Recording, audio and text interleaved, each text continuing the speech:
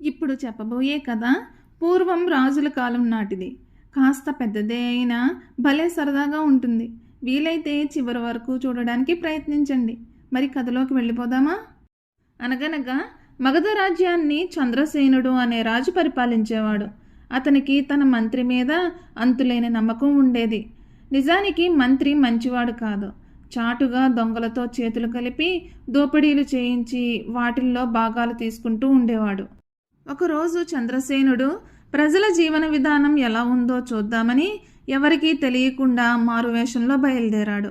సరిగ్గా ఆ సమయంలోనే ఒక దొంగను కొంతమంది తరుముకొస్తున్నారు. ఆ దొంగ దొరికిపోతాడేమోనన్న భయంతో తన దగ్గరున్న నగలను మారువేషంలో ఉన్న చంద్రసేనుడి మీదకు విసిరి పారిపోయాడు. వెనక వస్తున్న గ్రామస్తులు చంద్రసేనుణ్ణి చూసి అతనే దొంగ అనుకుని బంధించారు. తాను దొంగ కాదని, దొంగ తన మీద నగలు విసిరి పారిపోయాడని చంద్రసేనుడు చెప్పాడు.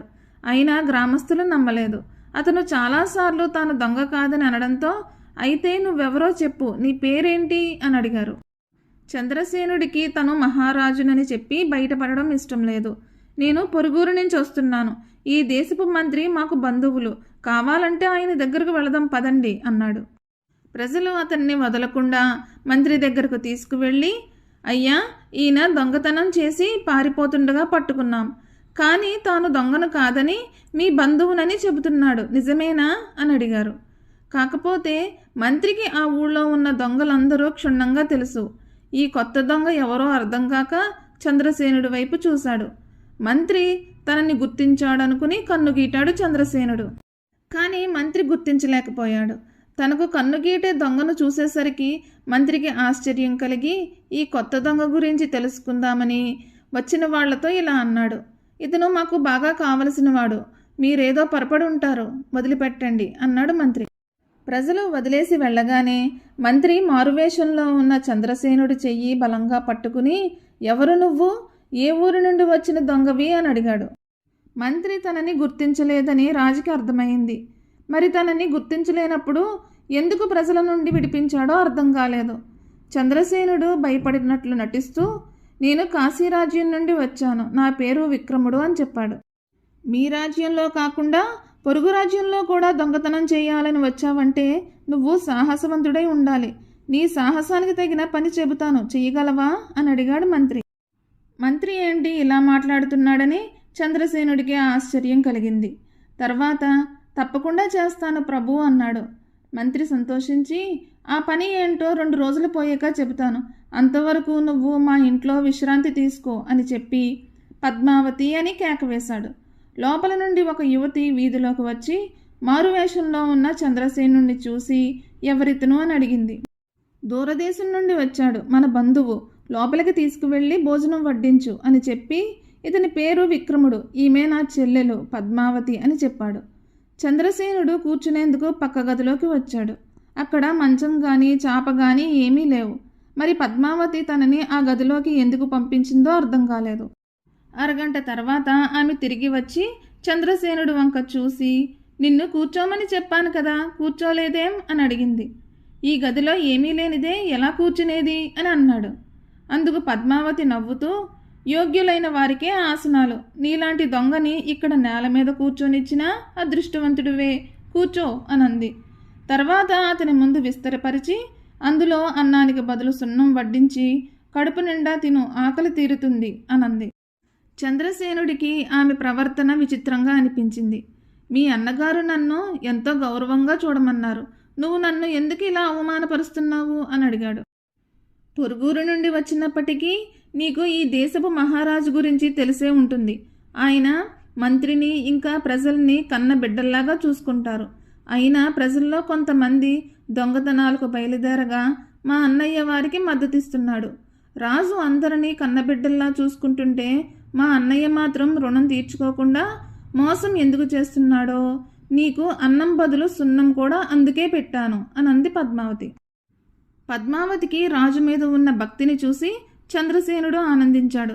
మంత్రి తనకి నమ్మక ద్రోహం చేస్తున్నాడని తెలిసాక అతనికి ఎలాగైనా బుద్ధి చెప్పాలి అనుకున్నాడు. ఆ రోజు సాయంత్రం మంత్రి రాజు కొలువు నుండి తిరిగి వస్తూనే దొంగ వేషంలో ఉన్న చంద్రసేనుడితో ఇలా అన్నాడు. మహారాజు ఇవాళ రాజసభకు రాలేదు. ఆయన కోటలో కూడా లేడని నా అనుమానం. అప్పుడప్పుడు ఆయన మారువేషాలతో ప్రజల క్షేమం కోసం వెళుతూ ఉంటాడు. మనకి ఇదే మంచి అవకాశం. నేను రాజుకోటలో నుండి అకస్మాత్తుగా కడుపు నొప్పి వచ్చినట్లుగా నటిస్తాను. నువ్వు వైద్యుడిగా వేషం వేసుకుని కోటలోకి ప్రవేశించి నాకు మందు ఇచ్చినట్టుగా నటించు. నీ మందు పనిచేసి బాధ తగ్గిపోయినట్టు నేను నటిస్తాను. దాంతో నువ్వు మంచి వైద్యుడు అనే నమ్మకం కోటలో ఉన్న వారికి ఏర్పడుతుంది. తర్వాత నువ్వు ఎవరూ లేని సమయం చూసి రాజుగారి గదిలోకి వెళ్ళి రాజుగారి తలగడ కింద ఉండే తాళాల గుత్తి జేబులో వేసుకో. ఆ తాళాలతో ఖజానా తలుపులు తెరిచి వజ్ర వైడూర్యాలు మనం సమానంగా పంచుకోవచ్చు అన్నాడు. చంద్రసేనుడు అలాగేనని తలూపాడు. మంత్రి తిరిగి హడావిడిగా రాజకొలువుకు వెళ్ళాడు. చంద్రసేనుడు లోపలికి వెళ్ళి వైద్యుడి వేషం వేసుకోబోతుండగా పద్మావతి అతని దగ్గరకు వచ్చి, అంతా విన్నాను, నువ్వు ఏం చేయబోతున్నావు అని అడిగింది. నేను వైద్యుడి వేషం వేసుకుని వెళ్ళకపోతే మీ అన్నయ్యకి కోపం రావచ్చు. ఆ తర్వాత ఏదో ఒక నెపంతో ఆయన నన్ను చంపించవచ్చు. మరి నాకు ప్రాణహాని లేకుండా రాజుగారికి అపకారం జరగకుండా ఏదైనా ఉపాయం ఉంటే చెప్పు. నువ్వు ఏం చెప్తే అది చేస్తాను. కానీ ఒక షరతు, నాలో చెడ్డతనాన్ని వదిలేసి మంచిని అలవరుచుకున్నందుకు నువ్వు నన్ను వివాహం చేసుకోవాలి అని అన్నాడు చంద్రసేనుడు. అతన్ని వివాహం చేసుకోవడానికి ఆమెకి ఎటువంటి అభ్యంతరం లేదు. కానీ ఒక దొంగని వివాహం ఆడడానికి తన అన్న ఒప్పుకుంటాడో లేదోనని ఆమెకి అనుమానంగా ఉంది. ఆ విషయం చంద్రసేనుడితో చెప్పేసరికి, మీ అన్నను ఒప్పించి వివాహం ఆడే బాధ్యత నాది. ఇంతకు ఇప్పటి పరిస్థితిని దాటే మార్గం ఏమిటో చెప్పు అని అన్నాడు. నువ్వు వెళ్ళకపోతే మా అన్నయ్యకు కోపం వచ్చే మాట నిజం. ఆ తర్వాత నిన్ను ఏదో నెపంతో చంపించే మాట కూడా నిజం. కాబట్టి నువ్వు వైద్యుడి వేషం వేసుకుని కోటకు వెళ్ళు. మా అన్న చెప్పిన విధంగా రాజుగారి గదిలో నుండి తాళాలు గుత్తి అపహరించేలోపు ఒక పని మాత్రం చెయ్యి అంటూ ఆమె లోపల నుండి ఒక బుట్టతో నగలు తీసుకొచ్చి ఒక జాబితా అతడి చేతికి అందిస్తూ, ఇవన్నీ మా అన్న కొల్లగొట్టించిన నగలు. ఏవి ఎవరివో ఈ జాబితాలో ఉన్నాయి. అవి వారికి అందజేసి నువ్వు కోటకు దొంగతనానికి వెళ్ళు. అంతా శుభం జరుగుతుంది అని చెప్పింది. ఈ నగలు పట్టుకొని నేను పారిపోతే ఏం చేస్తావు అని అడిగాడు చంద్రసేనుడు. పద్మావతి నవ్వి, నువ్వు పారిపోవని తెలిసే ఇవి ఇస్తున్నాను అని అంది. ఎలా తెలుసు అన్నాడు ఆశ్చర్యంగా చంద్రసేనుడు.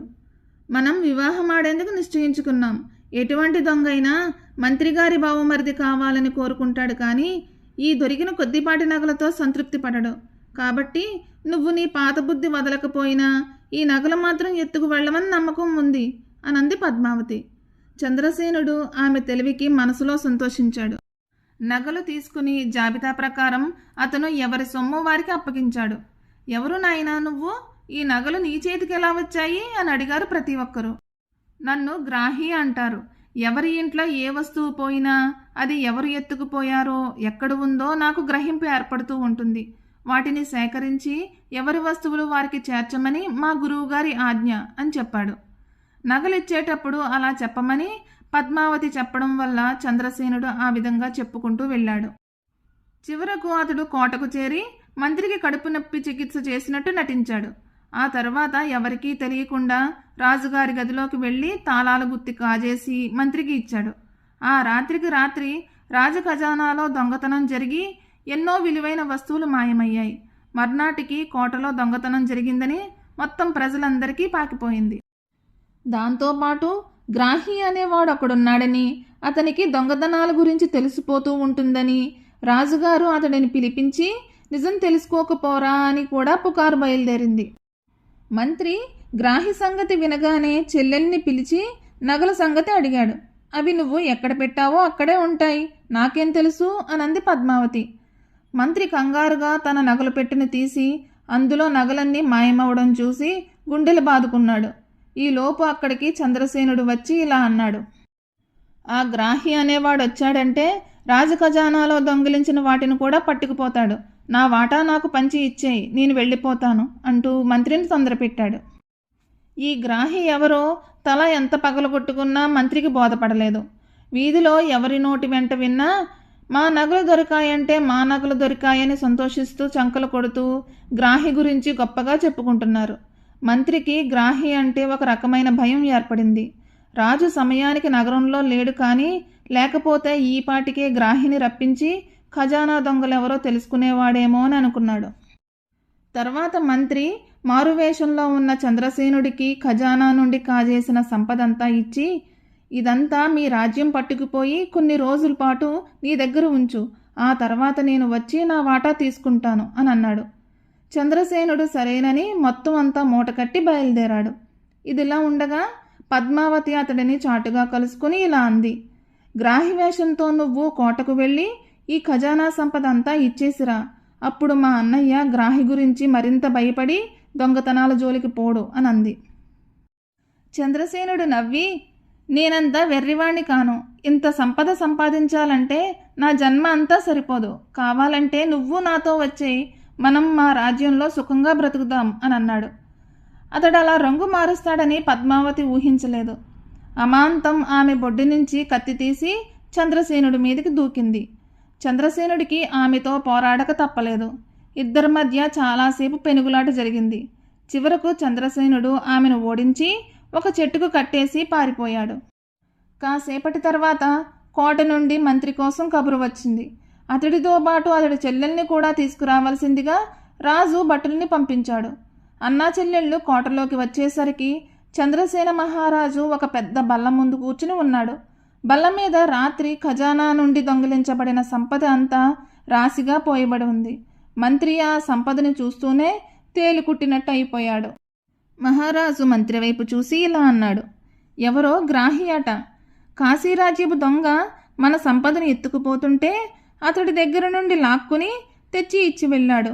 కోటలో ఉన్నవారే ఈ దొంగతనం చేయించారని కూడా చెప్పాడు అని అన్నాడు మహారాజు. మంత్రి మొహం వెలవెలబోయింది. తర్వాత రాజు ఇలా అన్నాడు, మహామంత్రి, ఆ ఇంటి దొంగ ఎవరై ఉంటారో మీరు తీవ్రంగా ఆలోచించనవసరం లేదు. మీ చెల్లెలికి ఆ దొంగ ఎవరో తెలుసని ఆమెని అడిగి తెలుసుకోమని కూడా గ్రాహి చెప్పి వెళ్ళాడు. మీ చెల్లెల్ని ప్రశ్నించేందుకు నాకు ఏకాంతం కల్పించండి అన్నాడు చంద్రసేనుడు. గ్రాహి పేరెత్తినప్పుడే పద్మావతికి అనుమానం కలిగి రాజు కళ్ళల్లోకి చూసింది. అవే కళ్ళు, అదే అందం. ఆ పొరుగురాజ్యం దొంగ చంద్రసేన మహారాజేనని ఆమె గుర్తించింది. మంత్రి బయటకు వెళ్ళగానే పద్మావతి సిగ్గుతో తలవాల్చింది. తర్వాత చంద్రసేనుడితో ఇలా అంది, మహారాజా, మా అన్నను క్షమించండి అని వేడుకుంది. ఆమె కోరిక మేరకు మంత్రి గురించి ఏమీ నిర్ణయం తీసుకోలేదు. కాకపోతే వారి వివాహం అయ్యాక మంత్రికి మహారాజంటే మరింత భయం ఏర్పడింది. పద్మావతి ఖజానా దొంగ ఎవరో భర్తకి చెప్పేసే ఉంటుందని అతడి భయం. ఏ తప్పైనా చేస్తే గ్రాహి వచ్చి చెప్పేస్తాడేమోనని మంత్రి ఇంకెప్పుడూ తప్పుడు పని చేయలేదు. ఈ కథ మీకు నచ్చినట్లయితే please like, share and subscribe to my channel.